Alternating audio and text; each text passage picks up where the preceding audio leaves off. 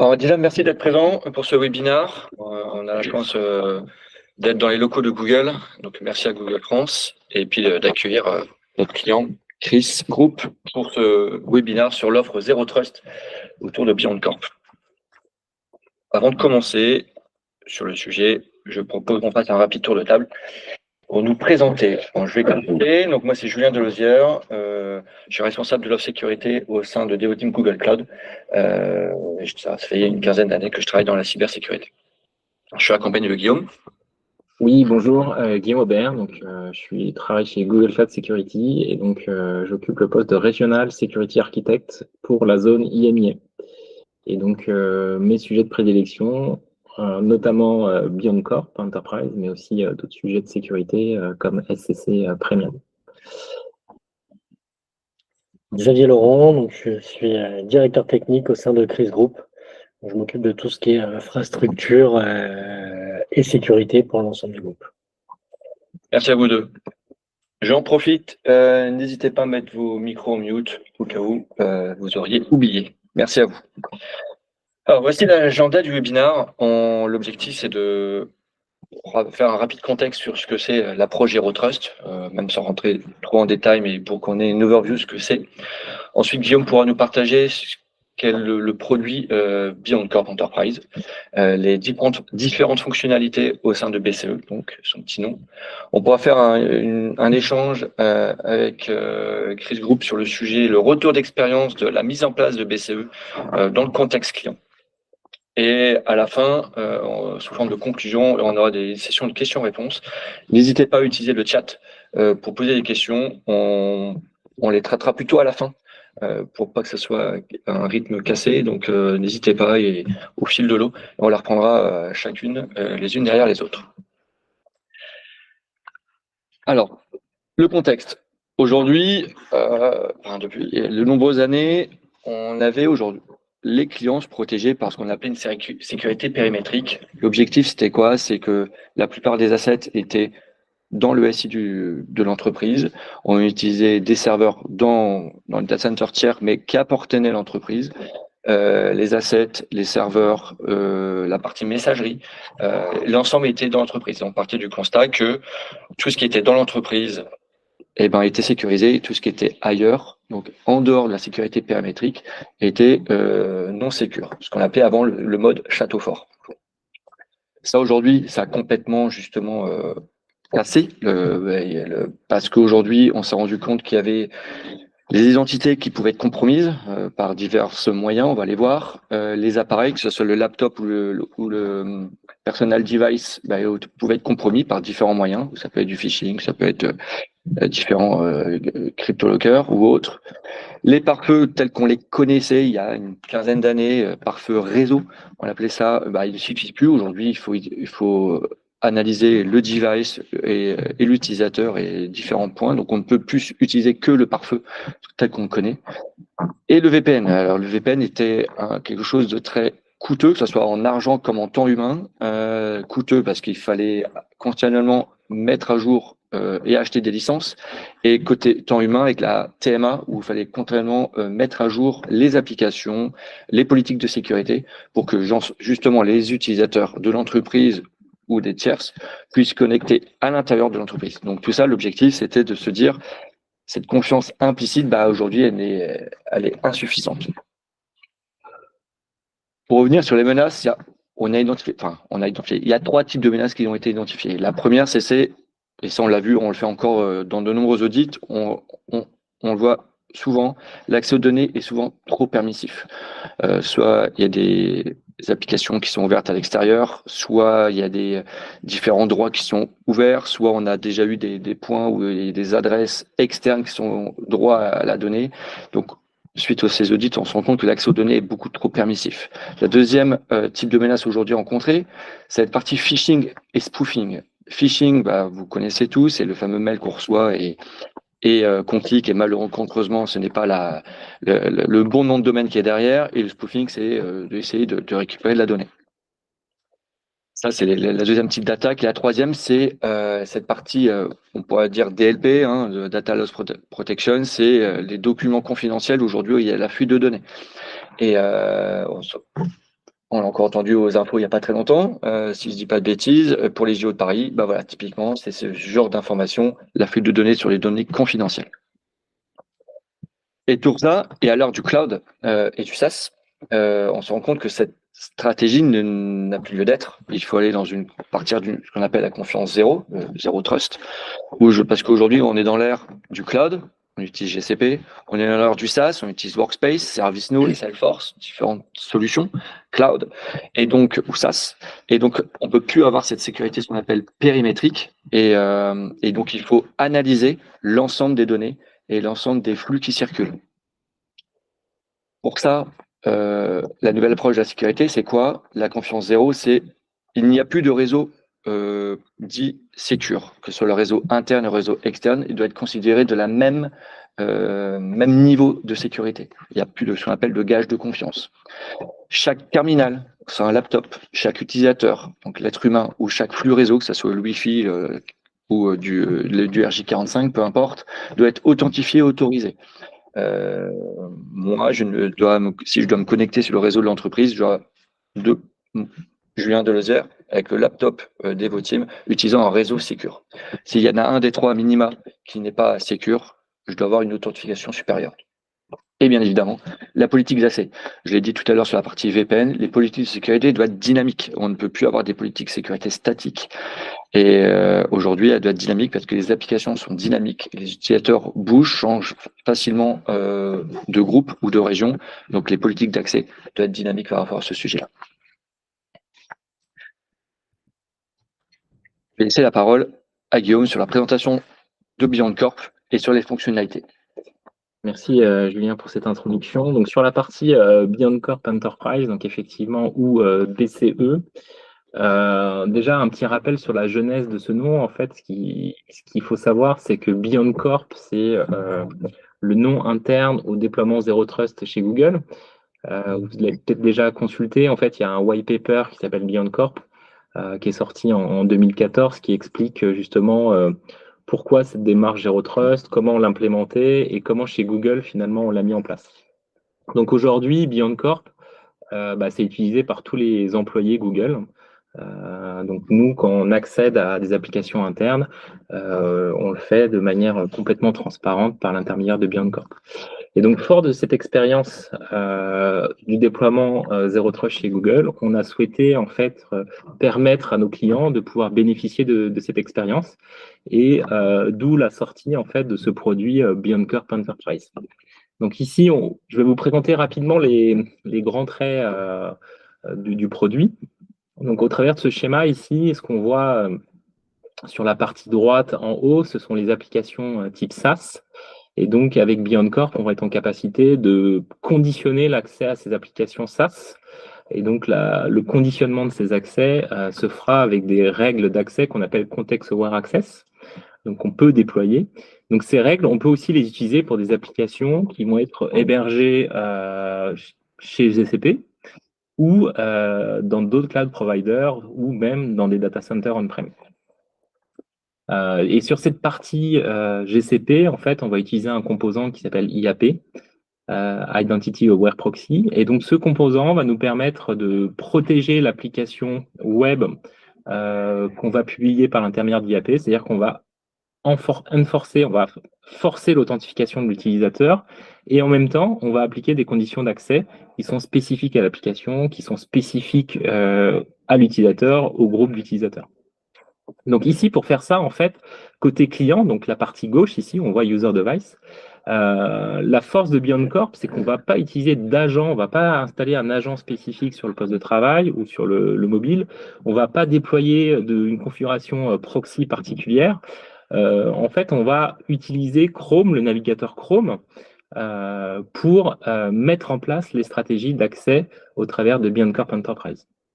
Donc ici, la force d'utiliser Chrome, c'est qu'on va pouvoir faire tout un tas de contrôles au sein du navigateur Chrome sans venir ici faire d'inspection SSL, c'est-à-dire via une rupture de flux SSL. Lorsque je me connecte à un site web qui est protégé avec une connexion TLS ici, J'ai pas besoin de faire cette rupture comme certaines solutions le font aujourd'hui. Par exemple, des solutions de proxy, c'est ce qu'ils font pour pouvoir inspecter le flux HTTP. Ici, on va avoir une rupture de flux. Alors, c'est pas le cas dans la solution BeyondCorp, puisque comme on est au niveau du navigateur, on va pouvoir justement inspecter tout ce qui se passe entre l'utilisateur et l'application. Comme je l'ai dit, au niveau des applications qu'on va retrouver au sein de GCP, mais aussi des applications qui vont être situées en dehors de GCP, chez d'autres cloud providers, dans un data center on-prem, on va utiliser cette couche IAP. L'avantage d'utiliser IAP aussi, c'est qu'on va pouvoir bénéficier en fait de toutes les fonctionnalités natives Google d'un point de vue réseau. Donc typiquement, mon application elle va être protégée nativement contre des attaques DDoS. Je vais pouvoir bénéficier des points de présence Google, donc les POP, pour pouvoir me connecter sur le réseau Google à partir de là où je me trouve, donc de trouver un chemin d'accès le plus court possible entre là où je me connecte et le réseau Google, donc par l'intermédiaire de ces POP. En termes d'axe, donc j'ai effectivement expliqué les règles de Context Aware Access. Donc ici, on a une vue globale de ce qu'on est en capacité de faire avec ces règles-là. Donc la première chose, c'est tout ce qui va être lié au contexte de l'utilisateur. Donc ici, on va pouvoir conditionner son accès à une application ou un ensemble d'applications basé sur son rôle, son groupe, la force de son mot de passe, la localisation géographique de l'utilisateur. Donc ici, en fait, on va se baser sur l'adresse IP publique de l'utilisateur. On peut aussi conditionner l'accès en fonction de jours particuliers ou d'heures particulières. Donc typiquement, là, ici, dans le cadre de la législation française, on doit être en capacité de pouvoir donner un temps de repos à ses employés. Et donc, on peut très bien dire, bah, moi, le week-end, finalement, je ne souhaite pas que mes employés accèdent à telle ou telle application. Ça peut être pour des raisons de sécurité, mais plus généralement, ce qu'on voit, c'est que c'est permettre aux employés de se reposer et donc de ne pas être tentés d'aller quand même se connecter aux applications de l'entreprise. Donc ici, c'est toute cette partie user context. Et comme on le voit, on peut l'appliquer sur n'importe quel navigateur. Donc les petites icônes en bas qui font référence au navigateur web. Contrairement à la partie device, donc si mes règles d'accès ont besoin d'informations liées au device, donc l'OS, la version de l'OS, le type d'OS, la posture de sécurité du device, est-ce que mon espace de stockage est chiffré, est-ce que mon device est protégé par un mot de passe, la posture de sécurité de Chrome. Vous savez, Chrome, on peut le manager à deux niveaux. On peut le manager au niveau global, donc au niveau du device, ou on peut le manager au niveau du profil utilisateur. Donc, ce qu'il faut savoir, c'est que lorsque un utilisateur il va prendre un navigateur Chrome, donc c'est pas une version de Chrome spécifique, hein, en fait, c'est navigateur Chrome. À partir du moment où j'entre mes informations d'authentification de mon entreprise, automatiquement, mon entreprise va descendre des paramètres dans mon navigateur Chrome pour configurer Chrome d'un point de vue sécurité, mais aussi me permettre d'accéder à mes applications d'entreprise. Et donc ici, dans mes règles de Context Aware Access Policy, je vais pouvoir être en capacité de dire, bah, pour ce device que je ne gère pas, parce que c'est un device personnel, je peux restreindre l'accès à l'ensemble de mes applications ou à des applications particulières. Et au même titre, je peux aussi savoir si Chrome est dans une situation où il est managé au niveau session de l'utilisateur ou au niveau global. Donc ça va me permettre d'avoir des éléments pour conditionner l'accès des utilisateurs à mes applications. Et on va pouvoir aussi vérifier la présence d'un certificat X509 sur mon device. Et on va retrouver également, donc sur cette partie device, tout un ensemble de signaux liés aux partenaires. Donc, il faut savoir que dans la BeyondCorp Alliance, on a un ensemble de partenaires avec lesquels on travaille et on va être en capacité de récupérer des informations issues de ces partenaires. Donc, typiquement, on va retrouver des MDM, des EDR. On retrouve aussi Microsoft Intune, donc sur la partie MDM qui ne fait pas officiellement partie de la BeyondCorp Alliance, mais pour lequel on est en capacité en fait de se connecter grâce à API Microsoft pour récupérer des informations sur le device. Et donc ici, ça va me permettre d'avoir des informations complémentaires et de savoir par exemple si le device il est managé ou d'avoir le niveau de sécurité du device. Donc, par exemple, un EDR, il peut reporter que finalement le device est à risque parce qu'il a détecté des choses sur le device. Et donc, on va prendre en compte ces informations pour permettre ou non l'accès aux applications. Donc ici, on a l'ensemble des partenaires Beyond Corp Alliance. Et pour finir, on va retrouver tout un tas de fonctionnalités de sécurité. Et je vais rentrer en fait dans ces fonctionnalités dans la suite de la présentation. Donc sur les différentes fonctionnalités qu'on a au sein de Beyond Corp Enterprise, donc on a parlé de la partie Zero Trust. Donc l'objectif étant, je n'ai plus de VPN, je n'ai pas de proxy, et depuis mon navigateur Chrome, j'accède aux applications de l'entreprise. Donc ces applications sont accessibles que dans mon profil entreprise dans lequel j'ai mis mes informations d'authentification de l'entreprise. Et si mon navigateur Chrome me permet d'ouvrir une session avec une identité plutôt consumer, avec mon compte Gmail par exemple, ou même une session guest, bah, je n'aurai pas accès aux applications de l'entreprise. Donc on a vraiment cette notion de profil qui me permet de faire cette distinction entre mon profil professionnel et mon profil personnel. Donc ça, c'est la partie Zero Trust, mais on va retrouver tout un tas de fonctionnalités de sécurité qu'on a au sein de Chrome. Et donc ces fonctionnalités vont être activées lorsque je vais avoir une licence Beyond Corp. Donc la première, effectivement, c'est la partie DLP. Donc, comme l'a présenté Julien, en termes de risque, ici, on va couvrir ce risque-là avec des fonctionnalités pour prévenir la fuite de données. Donc, lorsque l'utilisateur va vouloir télécharger un document, lorsqu'il va vouloir faire du copier-coller, lorsqu'il veut imprimer un fichier, bah, ici, Chrome va être en capacité d'analyser le contenu du document. Et en fonction du contenu du document, on va pouvoir interdire le téléchargement. En fonction du contexte également, c'est-à-dire que si le téléchargement s'effectue depuis un device qui n'est pas managé par l'entreprise, bah, je peux interdire le téléchargement, interdire l'impression, interdire le copier-coller, etc., etc. Et donc ici, l'objectif, c'est vraiment d'être en capacité de prévenir la fuite d'informations. L'autre fonctionnalité, toujours pour couvrir les risques qu'on a identifiés en introduction, donc sur la partie malware et phishing, donc ici, on vient renforcer les fonctionnalités qui sont déjà nativement dans Chrome, mais on va un cran au-dessus avec Beyond Corp, donc d'être en capacité d'analyser les fichiers qui sont téléchargés par l'utilisateur ou même les fichiers qui peuvent être uploadés sur un site de l'entreprise. Et donc, si on détecte que c'est un malware, on va être en capacité de automatiquement bloquer ces fichiers et même mettre ces fichiers dans une quarantaine pour qu'on puisse les analyser ultérieurement. Donc, par exemple, l'administrateur de l'entreprise, il peut être intéressé de savoir quels sont les types de malware, quels sont les types de fichiers qui ont été bloqués par Beyond Corp. Et donc, on va avoir aussi cette partie on va venir séquestrer en fait ces fichiers au niveau DLP.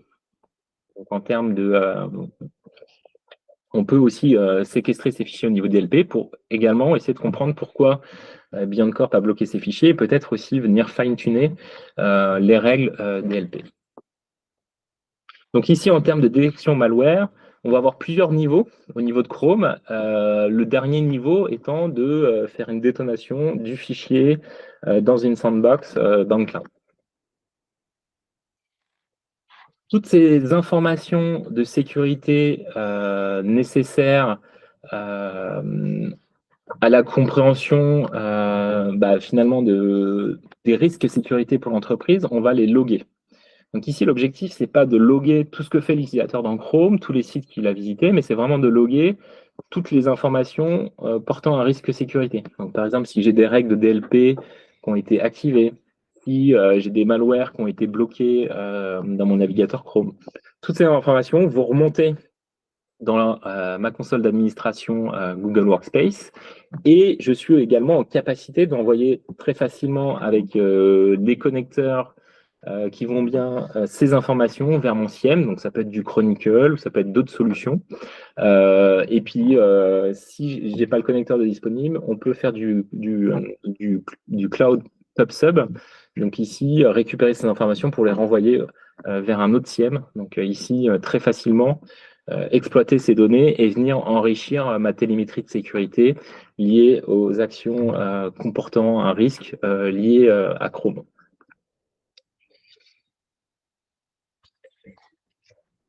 Donc on voit au sein de Beyond Corp, on a un ensemble de fonctionnalités de sécurité et on a aussi également ces fonctionnalités de Zero Trust. Depuis quelques mois, on a maintenant la capacité, lorsqu'on a des licences Beyond Corp Enterprise, d'activer en fait un rapport. Donc ce rapport, il va activer des règles de DLP en mode audit et je vais pouvoir consulter ces informations sous forme de graphique pour effectivement détecter de l'exfiltration de données provenant de mes utilisateurs internes. Donc ça marche lorsqu'on a des licences Beyond Corp. Donc on peut activer le rapport. Le rapport, en fait, il va récupérer de la télémétrie de Chrome. Et pour ce faire, il faut que les licences soient affectées au niveau utilisateur. Donc si un utilisateur utilise Chrome et qu'il n'a pas de licence Beyond Corp Enterprise, on n'aura pas les données issues de son navigateur Chrome. Il faut absolument associer une licence à l'utilisateur. Donc ça peut être un élément. Alors je le vois beaucoup chez les clients pour faire des POC. Ça peut être, c'est assez rapide à mettre en place et ça permet de remonter des informations pertinentes sur des possibles fuites d'informations. Un autre use case que je rencontre beaucoup chez les clients, c'est cette partie Unmanaged Device ou Bring Your Own Device. Donc ici, l'idée, c'est que je souhaite que mes collaborateurs utilisent des devices personnels pour accéder à une partie des applications. Donc ça peut être, quand je dis application, ça peut très bien être mon Gmail professionnel, ça peut être mes applications Google Workspace ou d'autres applications SaaS ou, comme on l'a dit en introduction, des applications on-prem. Et donc ici, dans cette partie Manage Device, en fait, on va utiliser la notion de profil Chrome et cette notion de Protected Profile, où en fait, à partir du moment où je saisis mes informations d'authentification professionnelle dans Chrome, automatiquement, comme je le disais, on va être en capacité de descendre un certain nombre de configurations et notamment une extension nécessaire au fonctionnement de Beyond Corp pour récupérer les informations liées au device, qui s'appelle Endpoint Verification. Et donc, on va être en capacité d'enforcer tout ça de manière transparente et automatique pour l'utilisateur. Et donc, c'est ce qu'on voit ici dans la petite capture, c'est qu'on a cette notion de profil professionnel dans lequel je vais pouvoir accéder à mes applications d'entreprise, cette notion de profil personnel dans lequel je me connecte à mes applications personnelles, mais pas à mes applications d'entreprise, et cette capacité, au travers de règles Context Aware Access, de venir ou non autoriser l'utilisateur à se connecter aux applications d'entreprise depuis un device personnel.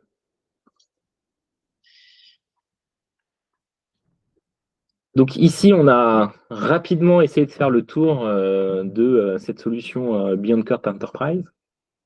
Ce qu'on voit, et c'est un élément important, et toute personne qui travaille chez Google pourra vous le dire, mais cette capacité d'accéder de manière transparente aux applications sans avoir à monter de VPN depuis son navigateur, c'est vrai que c'est un point très fort de la solution. En termes de performance derrière, en fait, on utilise le réseau Google, donc toutes les capacités du réseau Google en termes d'élasticité, en termes de protection, et en termes de performance aussi, le fait d'utiliser une connexion directe vers les applications, de ne pas utiliser de proxy. C'est vrai qu'ici, on est en termes de performance, on ne peut pas mieux faire pour accéder à ces applications d'entreprise, que ce soit au travers directement d'Internet pour les applications SaaS ou au travers du réseau Google lorsqu'on utilise IAP. Ici, on est vraiment sur des connexions point à point qui sont très performantes. Voilà pour ma partie. J'espère que vous avez maintenant une meilleure compréhension de la solution Beyond Corp Enterprise. Peut-être, Julien, te rendre la main. La double main, parce que justement, on va parler d'un cas concret qui est le retour d'expérience de Chris Group. J'en profite, n'hésitez pas à épingler l'image comme ça, parce que ça va être plutôt des questions auprès de Xavier qui va faire le plaisir d'y répondre. Donc, comme ça, vous verrez un peu mieux Xavier. Moi, c'est pas très grave. Alors, Xavier, peux-tu nous présenter Chris en quelques mots, Chris Group et toi-même? Oui, bien sûr. Donc, Chris Group, c'est le leader de l'optique en France et un acteur majeur sur l'audioprothèse. On est numéro 1 du marché de l'optique avec 4 enseignes. On a 1500 magasins en France et 6 millions de clients. Aujourd'hui, on a une triple activité puisqu'on est distributeur à travers de nos magasins, mais on est aussi producteur puisqu'on fabrique nos verres en France, dans les Yvelines, à Bazainville. Et on est aussi éditeur de logiciels puisque c'est nous qui réalisons les logiciels qui sont utilisés dans nos magasins. Suite à la crise du Covid, on a eu un besoin de pouvoir utiliser nos applications à l'extérieur de nos magasins. Et on a étudié les différentes solutions qui ont été présentées tout à l'heure, à la fois par Julien et par Guillaume. Et effectivement, on est arrivé à la conclusion que les solutions de type VPN étaient problématiques parce que cher, parce que goulot d'étranglement, parce que compliqué à maintenir. Et pour autant, on avait un vrai besoin de sécuriser nos applications, étant donné qu'on manipule des données de santé. Donc, il n'était pas question de publier nos applications directement sur Internet sans un très fort niveau de sécurité. C'est pourquoi on a décidé de mettre en place Beyond Corp Enterprise. Comme on avait déjà travaillé avec Devoteam G-Cloud sur la mise en place de Google Workspace en 2014, eh bien, tout naturellement, on s'est de nouveau retourné vers Devoteam G-Cloud pour nous aider à mettre en place Beyond Corp Enterprise et nous apporter leur expertise sur le sujet. Parfait. Merci Xavier. Alors, une autre question, en fait, est-ce que tu peux nous présenter à tout le monde, en fait, qui a été mis vraiment globalement chez Chris Group par les équipes de Devoteam G-Cloud? Tout à fait. Donc, comme je le disais, étant donné qu'on manipule des données de santé, il est très très important d'avoir un haut niveau de sécurité. Donc, pour nous, il était tout à fait indispensable de mettre en place toute la partie validation de l'identité de l'utilisateur et donc toute l'architecture Zero Trust qui a été présentée tout à l'heure par Guillaume. Donc, partant du principe qu'on ne fait confiance à rien ni personne, ni au device, ni au réseau.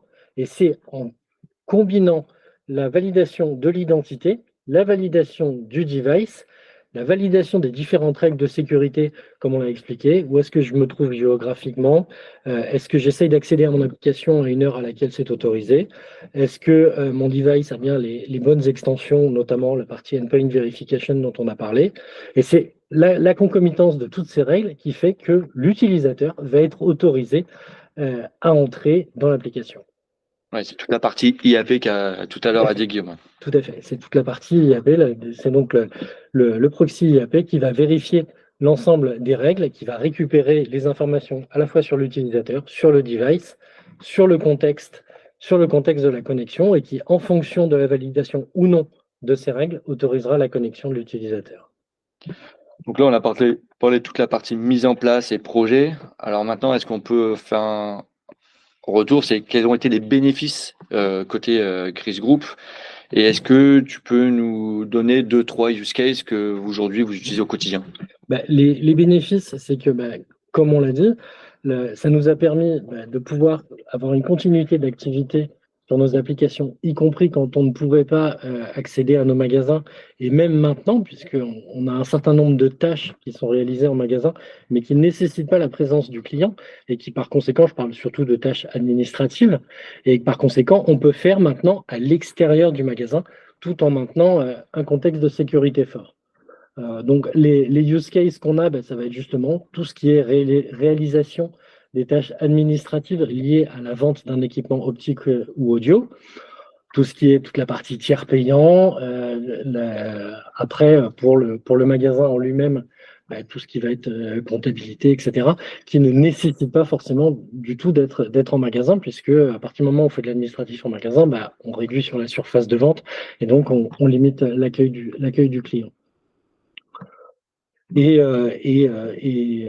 Beyond Corp Enterprise nous permet aussi, donc on a une intégration complète avec l'ensemble des briques data de Google Cloud, et donc ça nous permet d'établir du reporting sur l'ensemble des connexions qui ont été autorisées, celles qui ont été refusées, et on peut savoir pourquoi elles ont été refusées. Et aujourd'hui, les étapes d'après, on est en train de travailler pour justement construire des reportings un peu plus précis pour rendre le support autonome dans l'analyse, surtout des connexions refusées, pour être capable de dire à l'utilisateur, mais voilà, en fait, vous n'avez pas été autorisé à utiliser l'application, mais voilà pourquoi vous n'avez pas été autorisé. Ouais, donc là, tu m'avances un petit peu sur la dernière question que j'avais. C'était vraiment ça. C'est en fait par rapport à ce projet et par rapport au use case, c'est vraiment là-dessus que vous voulez aller sur la Tout à fait. partie. Par rapport, nous, on a déjà bien vu, beaucoup vu les évolutions de la solution BeyondCorp depuis qu'on a commencé à y travailler sur la fin du Covid. Et aujourd'hui, notamment sur cette partie reporting, la solution s'est bien enrichie. Et aujourd'hui, on travaille avec Devoteam G-Cloud pour en fait, augmenter le niveau d'autonomie de notre support. Aujourd'hui, tout ce qui était refus de connexion était escaladé en niveau 3 dans mon équipe parce que ça nécessitait une analyse un peu plus approfondie. Aujourd'hui, le reporting qui est fourni nativement par BeyondCorp Enterprise permet au support d'être autonome dans la réponse à l'utilisateur. Voilà. Aujourd'hui, l'objectif du webinaire, on voulait faire 35-40 minutes justement pour vous laisser place à vos questions. L'objectif du webinaire était pour moi triple. C'était de vous donner une overview sur cette approche qu'on appelle Zero Trust qui vous permettait de dire pourquoi on doit y aller et pourquoi c'est nécessaire. L'approche produit avec toutes les fonctionnalités et puis les évolutions. Et puis surtout, c'est bien beau de cette démarche marketing, mais d'avoir un Rex client qui vous permet de donner des éléments de contexte.